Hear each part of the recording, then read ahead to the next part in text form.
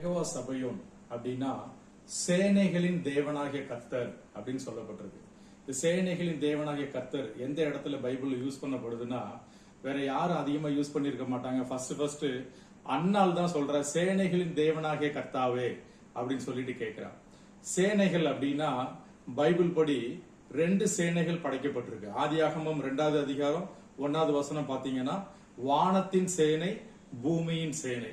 வானத்தின் சேனை என்ன அப்படின்னா சூரியன், சந்திரன், நட்சத்திரங்கள், இதுக்கெல்லாம் என்ன தன்மை அப்படின்னா இதெல்லாம் குட்டி போட்டு பெருகவே பெருகுது. குட்டி போடுறது, குஞ்சு பொரிக்கிறது, பெருக்கத்திற்குரிய வாய்ப்பு இதுக்கு கொடுக்கப்படவே இல்லை.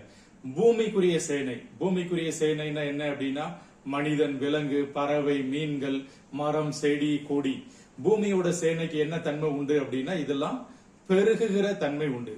மனுஷனா இருந்தா குழந்தையை பெற்றெடுப்பான், விலங்கா இருந்தா அதோட குட்டியை பெற்றெடுக்கும், பறவையா இருந்தா அது குஞ்சு பொரிச்சு அதோட சந்ததியை வம்சத்தை விருத்தி அடை செய்யும். மரம் இன்னொரு மரம் முளைக்கும், செடிக்கு இன்னொரு செடி, கொடிக்கு இன்னொரு கொடி, இப்படி எல்லாமே விருத்தி அடைகிற தன்மை உடையவ.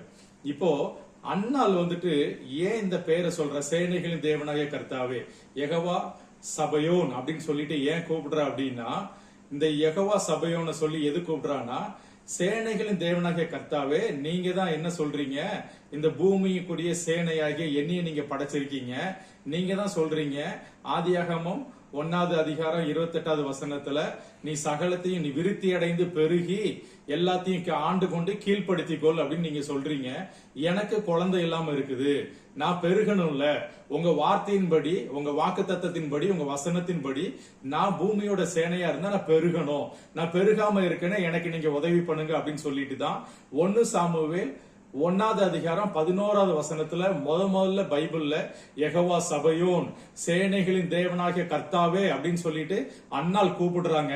அங்க கூப்பிட்ட உடனே அந்த வாக்கு தத்தத்தோட உண்மையை புரிஞ்சுக்கிட்டு தேவனாகிய கர்த்தர் இறங்கி வந்து அவங்களுக்கு அவங்களுடைய வேண்டுதலின்படி சாமுவேலை கொடுத்து அவங்கள பிளஸ் பண்றாரு. உங்க வாழ்க்கையில எது உங்களுக்கு இல்லாம இருக்கு? ஒருவேளை உங்க வாழ்க்கையில பொருளாதாரம் குறைவா இருக்குதா, இல்ல உங்களுக்கு குழந்தை இல்லாம இருக்குதா, இல்ல உங்க திருமண வாழ்வில பிரச்சனை இருக்குதா, உங்க பிள்ளைகளோட வாழ்க்கையில பிரச்சனை இருக்குதா, உங்க கரியர்ல பிரச்சனை இருக்குதா, இல்ல நீங்க சரி ஊழியத்துல பிரச்சனை இருக்கா, பெருக முடியாம இருக்கீங்களா? இந்த பூமியில ஆண்டவர் படைச்ச எல்லாமே பெருகும்படியா தான் படைச்சிருக்காரு. இன்னைக்கு நீங்க இதுவரைக்கும் எத்தனை முறை வேணாலும் கூப்பிட்டுருக்கலாம் அந்த யெகோவா சபையோன சேனைகளின் தேவனாகிய கர்த்தரை. இன்னைக்கு நீங்க திரும்பியும் ஒன் மோர் டைம் கூப்பிடுங்க. அவர் உங்களை நிச்சயமா பழுகி பெருக பண்ணுவாரு. உங்க சிறுமை நாட்கள் முடிந்து நீங்க பெருக்கத்தின் நாட்களுக்குள்ள போக முடியும். God bless you.